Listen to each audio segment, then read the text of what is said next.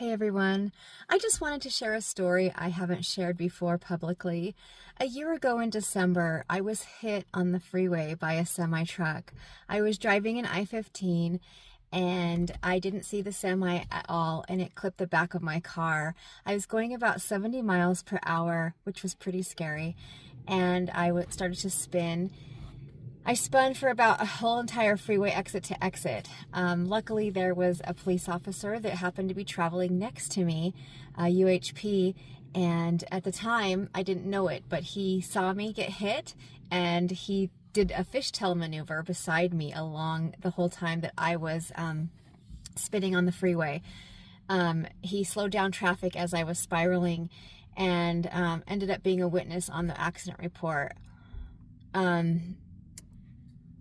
The accident didn't cause me any physical damage that you could see on the outside. I did get some whiplash and some damage to my neck at the time.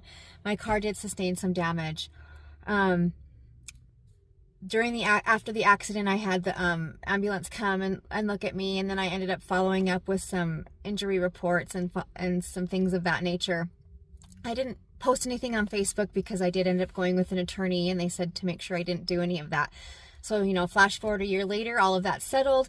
I'm not blasting it out now because I want to say anything about it. I want to talk about depression that comes along with situational depression. I was on a little bit of pain medicine at the time. I wish I had a little bit more. It was pretty painful after.